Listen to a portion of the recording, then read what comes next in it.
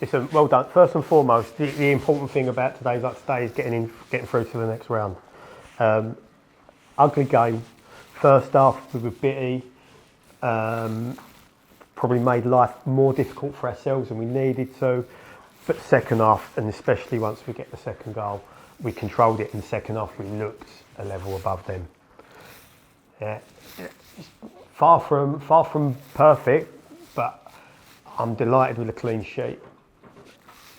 Would like some more goals, but as I said, the main thing is we get through, and sometimes you have to win ugly, and that was just one of those days. Only one really is ideally we get another goal or two that allows me to make more changes earlier than I was able to make. So that's, the people that haven't got on can apologise, but having to play the game in the situation. Joe, anything you want to add? Since I've made a point of it at half time, I think it's worth, going to you, Mish, and saying, second half, you give us the platform to play off. And I think that's a thing for everybody, that you can't go into games just expecting it to happen. You've got to go and make it happen. And that's all over. And I think he done that second half, which allowed us to get up the pitch and dominate them like we did. And it's a comfortable win in the end. And well done. Good clean sheet. Made the game easy for ourselves, didn't we? Good. Well done. Well done. Enjoy your win and your clean sheet and your goals.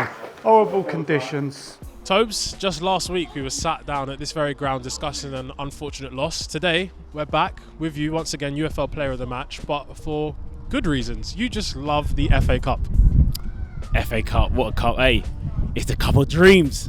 And today I feel like we played unreal. Like, we got 2 goals and we got a clean sheet, so that's exactly what the team needs. And now we can take this form into the league as well, so yeah.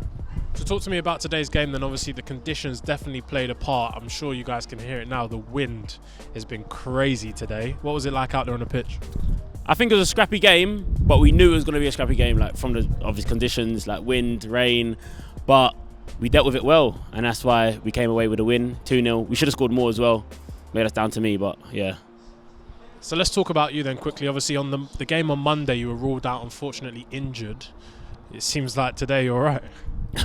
Well, there was a risk on Monday with my hamstring, but Keefe, Devs and Tyler were like, you know what, let's not risk it and we'll come back stronger. And I got to say a shout out to them, because we did come back stronger, and today was the day we came back.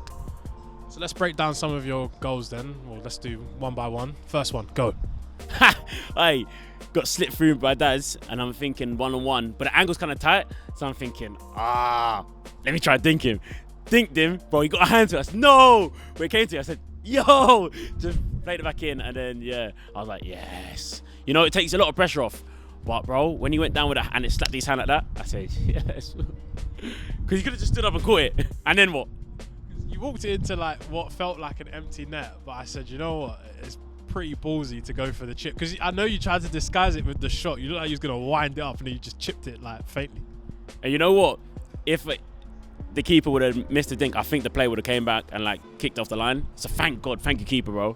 Like, yeah. And then what about the second goal? Second goal, Mish went done very well on that right hand side, and I was just like, okay, cool, let me just sneak in. And then he came across, the defender kicked, he's tried to put a leg back, and it's flicked up in the air. And I was watching it up in the air, and I was like, second, has to be. So I just jumped. I remember just jumping. I didn't even know what's around me, jumped. And then when I got contact in my head, I was like, oh my God, this is the thing of dreams. And then it went in, and I was like, yes, just screaming, mate.